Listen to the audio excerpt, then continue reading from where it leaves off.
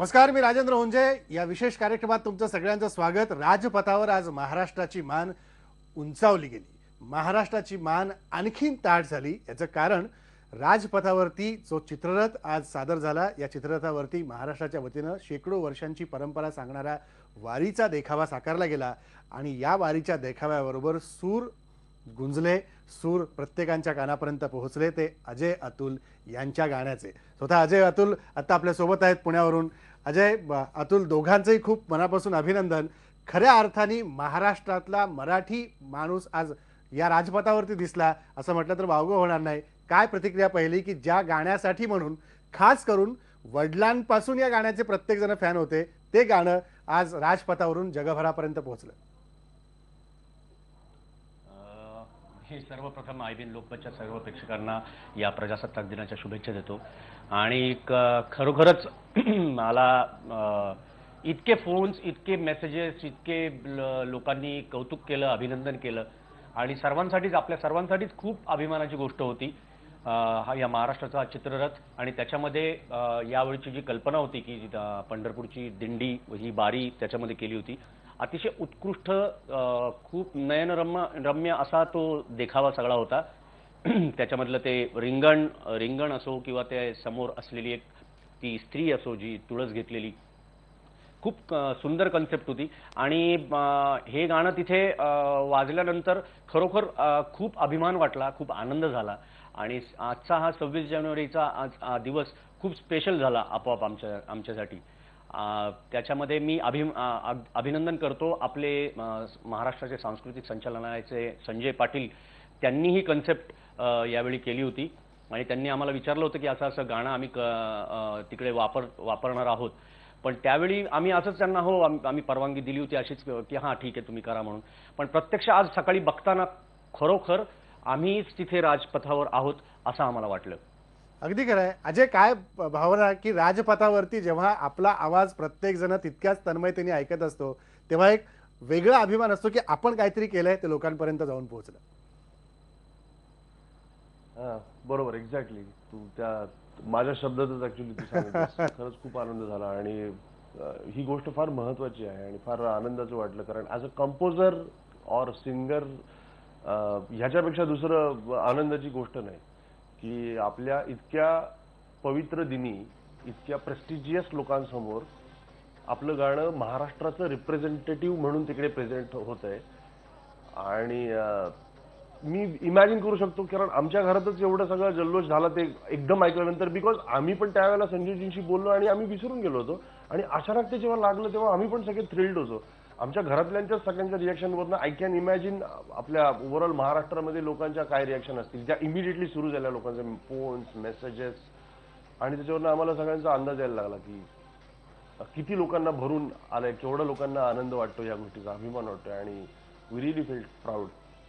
आणि ह्याच्यापेक्षा दुसरा कुठला छान योग नाही माझ्यासाठी ह्याबद्दलचा आनंद व्यक्त करण्यासाठी.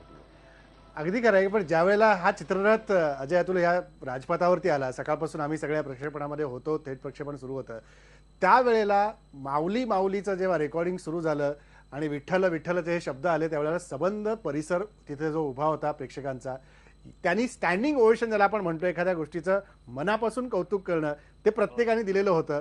आणि जेव्हा हे तुम्ही गाणं सुरुवात केली त्यावेळेला काय भावना होत्या? कारण सगळंच रेकॉर्डिंग या गाण्यातलं जर आपण पाहिलं त्या सिनेमातलं, तर सगळेच हेलिकॉप्टर्समधनं घेतलेले शॉट्स आहेत. वारीतलं ते प्रत्येक अंग जे आहे वारकऱ्यांच्या संदर्भातलं आहे, ते याच्यात आणण्याचा प्रयत्न तुम्ही दोघांनी अत्यंत कौतुकास्पद केलेला आहे.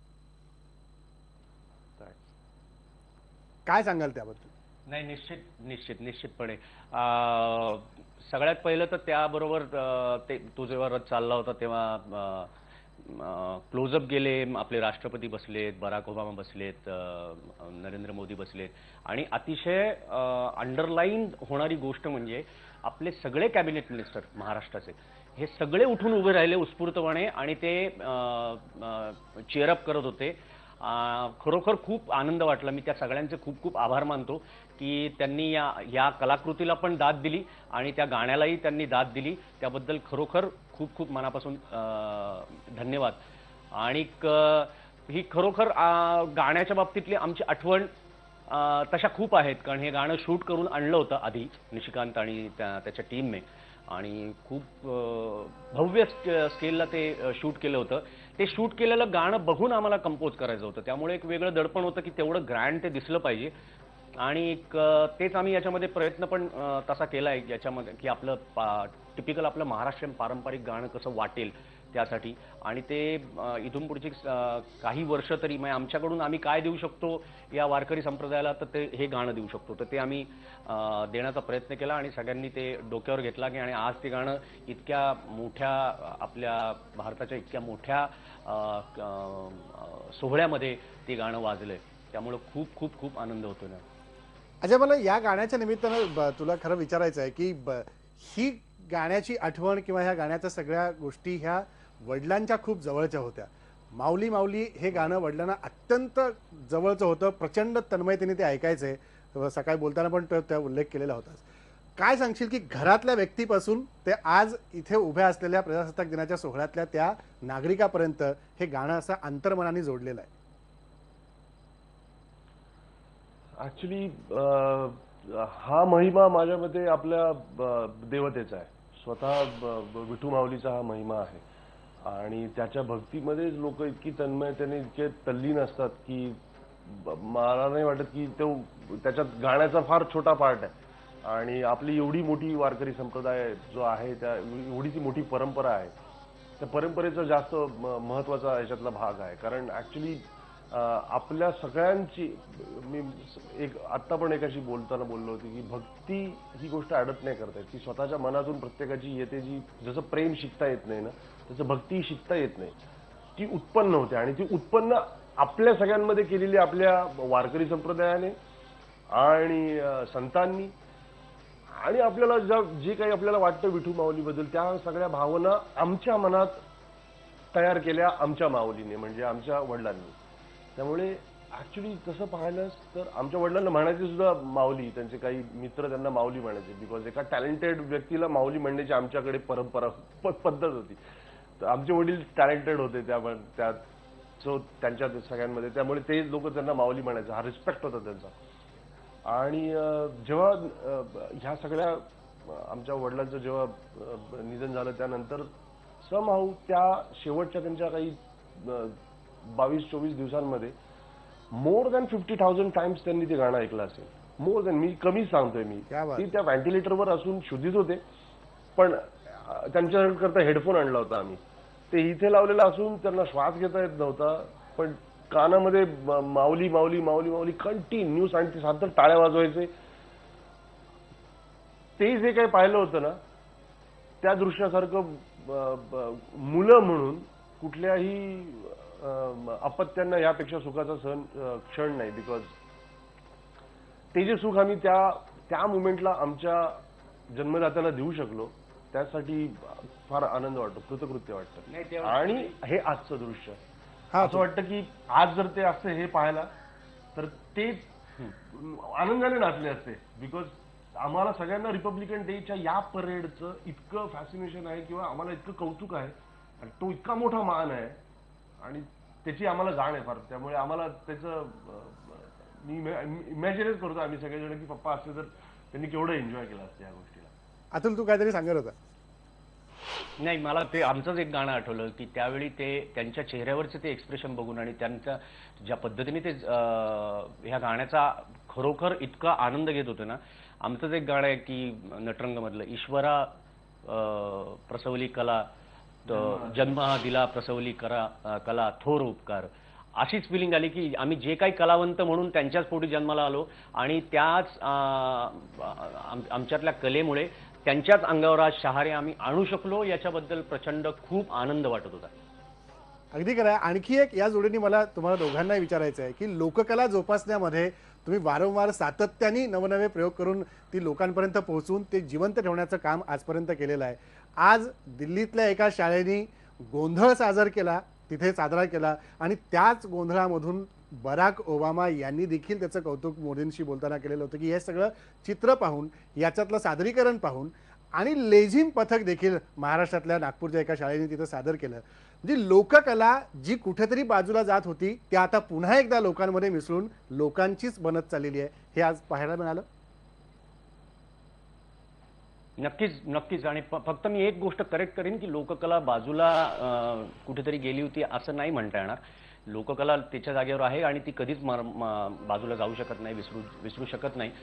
हा मात्र एक आहे की ज्या पद्धतीने इतर राज्यांमध्ये त्यांची पारंपरिक गोष्टी आहेत ना, त्या ज्या मिरवल्या जातात ना, तशाच पद्धतीने आपणही अजून मोठ्या प्रमाणावर हे मिरवण्याची गरज आहे. आम्हाला जेव्हा जेव्हा संधी मिळाली तेव्हा तेव्हा आम्ही नक्कीच या लोककलेच्या आधाराने रसिकांपर्यंत पोहोचण्याचा प्रयत्न केलाय. आणि आपल्याकडे याच्याही पेक्षा कितीतरी व्हरायटी आहे. म्हणजे आज तर 3च गोष्टी दिसल्या. जागरण, तो गोंधळ झाला, लेझिम झाली, पण या व्यतिरिक्त पण आपल्या खूप काही लोककला आहेत. आणि मला आनंद काय वाटला की दिल्लीतल्या शाळेने त्याच्यावर परफॉर्म केलं. ऑब्व्हियसली तिकडे जास्त नॉन महाराष्ट्रीयन त्या शाळेमध्ये मुलं मुली नसतील, पण त्यांनी त्यांचा अभ्यास करून त्यांनी त्यांच्या पद्धतीने ते गाणं, ते आमचं आई भवानी गाणं हे पण परफॉर्म केलं. हे खूप चांगली गोष्ट आहे महाराष्ट्राच्या पारंपरिक संगीतासाठी, महाराष्ट्राच्या परंपरेसाठी. आज नाही म्हणलं तरी तिथे एवढे लोक होते, त्यांनी सगळ्यांनी ही आपली परंपरा बघितली, ती एन्जॉय केली, त्याला स्टँडिंग ओवेशन मिळालं. ही खूप चांगली गोष्ट आहे आणि मराठी संगीतासाठी पण खूप अभिमानाची बाब आहे. अगदी खरं. अजय, गोंधळाच्या या परंपरेबद्दल काय सांगशील की जी कला या लहान मुलांमध्ये आज आपण पाहिली तितक्याच ती खूप रसिकतेने सादर करत होते, त्याच्यामध्ये ती कला मुरली आणि तो त्याचा आनंद घेऊन सादर करतोय असं प्रत्येकाच्या चेहऱ्यावरचा भाव आज सादर होताना दिसत होता. ही कला पुढे वाढवण्यासाठी आपण आणखी काय प्रयत्न केले पाहिजेत जोरकसपणे? गोंधळाची कला वाढवण्यासाठी सगळ्यात पहिलं करायला पाहिजे, गोंधळाला 10च्या लिमिटमधनं एक्सक्लूड करायला पाहिजे. ही कला आता जी कलाकार सादर करतायत ना, त्यांच्यावरच फार मोठं बंधन आलंय. आणि ही एक त्याहीपेक्षा म्हणजे आपण आता बोलताना ह्याच्याकडे कला म्हणून पाहतोय, पण तो एक विधी आहे. आणि मी दरवेळेला ह्या गोष्टीचं मी सगळ्या आपल्या महाराष्ट्र सरकारला आणि आपल्या सगळ्या कायदे मंडळींना मी विनंती करत असतो. आजही मला ती संधी मिळाली या निमित्ताने, म्हणून मी करतोय. गोंधळ आणि जागरण गोंधळ ह्या गोष्टीला त्या 10च्या लिमिटमधनं एक्सक्लूड करा. त्याचं नावच जागरण गोंधळ आहे.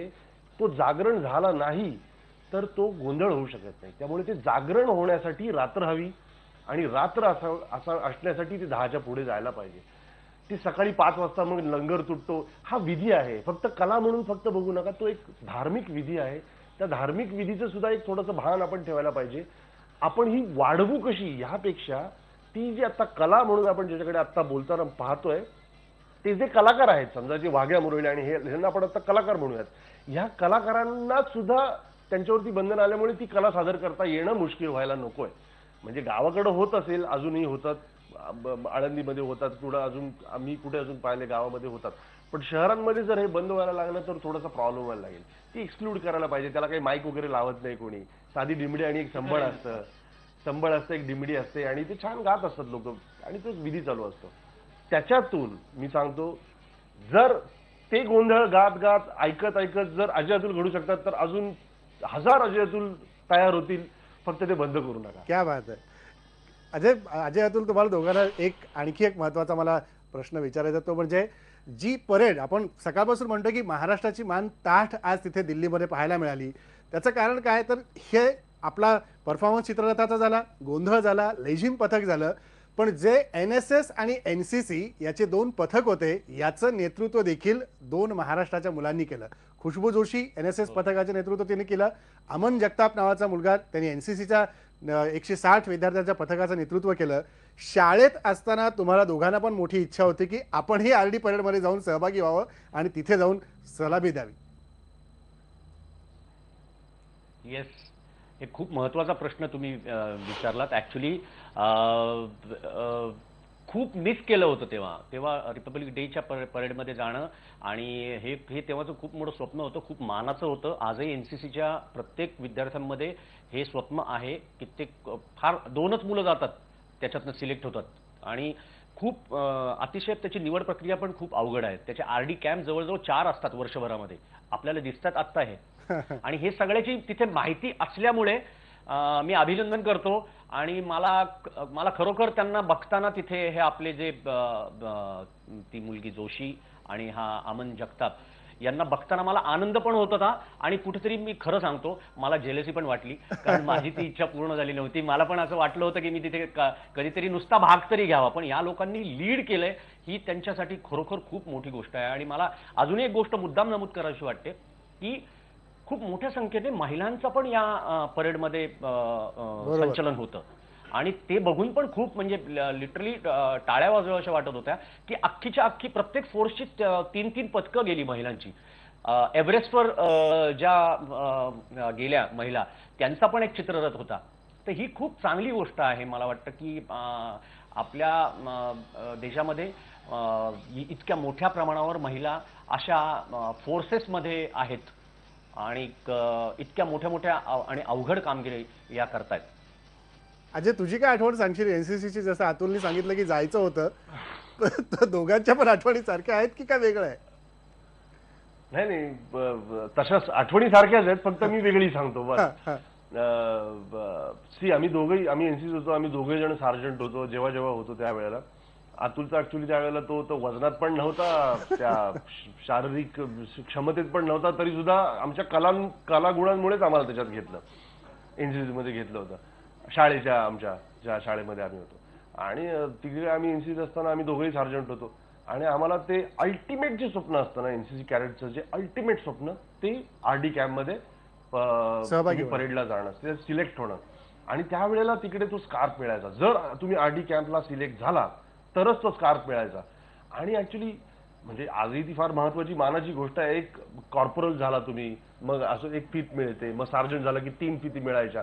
या सगळ्या गोष्टींचा इतका मान होता, तर तुम्ही विचार करू शकाल की तो स्कार्फ एकदा घालून आपण परेड करायची आणि मग ऑर्डर ऑफ कमांड वगैरे करायची. या गोष्टीचा केवढं आनंद होत झाला असेल, ज्यांना कोणाला मिळाला असेल त्यांना. आमच्या नशिबी तो आला नाही, पण त्याचा एक रुक वाईट वाटायचा. पण एक गोष्ट होती, आम्ही मॅक्सिमम बिझी 15 ऑगस्ट आणि 26 जानेवारी याच कालावधीमध्ये असायचो. खूप बिझी असायचो, कारण त्याच वेळेला आमचं वॉन्टेड असायचं. इतर वेळेला आम्ही अभ्यासामुळे सगळ्या शिक्षकांच्या वगैरे काय कटकट सहन करायचो, त्यांच्या मार सहन करायचो, शिव्या सहन करायचो. शिव्या म्हणजे तशा शिव्या नाही, पण ते ऐकवायचे आम्हाला सारखं. पण 26 जानेवारी आणि 15 ऑगस्टला आमचे खूप लाड असायचे, बिकॉज आम्ही त्याच वेळेला भरपूर बिझी असायचो. म्हणजे प्रमुख पाहुणे, मी तर एकदा असं झालं होतं की ते प्रमुख पाहुणे आले तेव्हा सलामी देण्यासाठी, एनसीसीचं सार्जंट सलामी देण्यासाठी मी इमिडिएटली कपडे बदलले. मग घोष पथकाचं आमचं त्यांना सलामी होती, शाळेच्या ड्रम वाजवायला पण मी असायचो, तो ड्रम वाजवला, ते कपडे काढले, आत आलो. मग पाहुणे आत आले, स्टेजवरती स्वागत गीत ईशस्तवन मीच, ते झालं. परत कपडे काढले, मग लुंगी घालून कोळी गीत, असं सगळं चालू होतं आमचं. म्हणजे आमच्या शो मध्ये सुद्धा आम्ही एवढे बिझी नसतो, एवढं मी त्या दिवशी बिझी होतो. So I miss all that. अगदी शेवटी दोघांना एक शेवटचा प्रश्न. नव्या वर्षात अजय, अतुल आमच्यासाठी नवं काय घेऊन येतात? बऱ्याच गोष्टी करतोय आम्ही, म्युझिकमध्ये पण बऱ्याच गोष्टी करतोय. 2 हिंदी फिल्म्सचं काम चालू आहे, मराठी फिल्मचं पण काम चालू आहे. आणि या वर्षामध्ये खरोखर आम्ही म्हणजे नक्कीच एक गॅरंटी देतो की जसं मागच्या 2 वर्षांमध्ये आमच्या काही पर्सनल अडचणींमुळे असं लोक म्हणत होते की अरे अजय अतुल मराठी कुठे काय काही केलंच नाही, काय नाही, तशी मात्र वेळ यावेळी आता इथून पुढे कधी आम्ही येऊ देणार नाही. आणि नुकतंच आम्ही आता चित्रपट निर्मितीमध्ये पण आलोय, तर ते पण एक काम चालू होतंय. 2015 कडून आम्हाला पण खूप अपेक्षा आहेत आणि मी अशी आशा करतो की आम्ही पण तुमच्या ज्या अपेक्षा आहेत त्या पूर्ण करू शकू. धन्यवाद अजय आणि अतुल दोघांचे, आणि मनापासून पुन्हा एकदा शुभेच्छा आणि खूप अभिनंदन तुमचं की आज महाराष्ट्राचा आवाज पुन्हा एकदा दिल्लीमध्ये सर्वांसमोर, जगाच्या एका महासत्तेच्या अध्यक्षासमोर गुंजला गेला. याचं सर्वांना खरं कौतुक आहे आणि अभिमान देखील आहे. खूप धन्यवाद. यानंतर आपण राजपथावर महाराष्ट्र या विशेष कार्यक्रमात इथंच थांबणार आहोत. पहा फक्त IBN लोकमत.